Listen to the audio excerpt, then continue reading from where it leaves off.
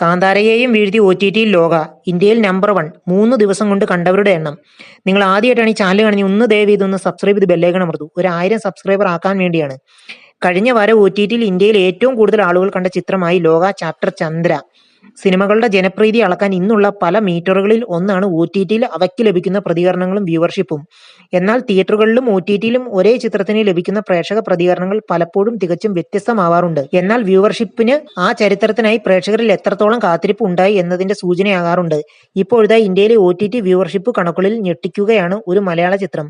മലയാളത്തിലെ പുതിയ super hero യൂണിവേഴ്സിലെ ആദ്യ ഭാഗമായ ലോക ചാപ്റ്റർ 1 ചന്ദ്രയാണ് ആ ചിത്രം. നിങ്ങൾ ആദ്യമായിട്ടാണ് ഈ ചാനൽ കാണുന്നത്, ഒന്ന് സബ്സ്ക്രൈബ് ചെയ്ത് ബെല്ലൈക്കൺ അമർത്തുക. പ്രമുഖ മീഡിയ കൺസൾട്ടിംഗ് സ്ഥാപനമായ ഓർമാക്സ് മീഡിയ പുറത്തുവിട്ടിരിക്കുന്ന ഒരു പട്ടികയിലാണ് ഇത് ഉള്ളത്. ഒക്ടോബർ 27 മുതൽ നവംബർ 2 വരെയുള്ള ഒരു വാരത്തിലെ കണക്കുകളാണ് ഓർമാക്സ് പ്രസിദ്ധീകരിച്ചിരിക്കുന്നത്.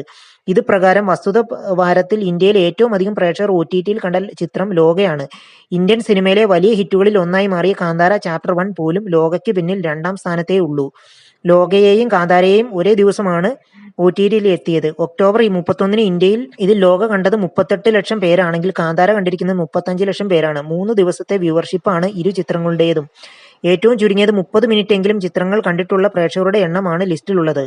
ജിയോ ഹോട്ട്സ്റ്റാറിലൂടെ ആയിരുന്നു ലോകയുടെ റിലീസ്. കാന്താര എത്തിയത് ആമസോൺ പ്രൈം വീഡിയോയിലൂടെയും. എന്നാൽ കാന്താര ഹിന്ദി പതിപ്പ് OTTയിൽ എത്തിയിട്ടില്ല. മറിച്ച് തെന്നിന്ത്യൻ ഭാഷാ പതിപ്പുകൾ മാത്രമാണ് ഒക്ടോബർ 31 എത്തിയത്. എന്നാൽ ലോകയാവട്ടെ ഹിന്ദിയും മറാഠിയും ബംഗാളിയും അടക്കം 7 ഭാഷകളിൽ ഹോട്ട്സ്റ്റാറിൽ കാണാം. പവൻ കല്യാൺ നായകനായ ദ കോൾ ഹിം OG ആണ് ലിസ്റ്റിൽ 3ാം സ്ഥാനത്ത്. നെറ്റ്ഫ്ലിക്സിലൂടെ ഒക്ടോബർ 23 എത്തിയ ചിത്രം പ്രസ്തുത വാരത്തിൽ നേടിയത് 30 ലക്ഷം കാഴ്ചകളാണ്.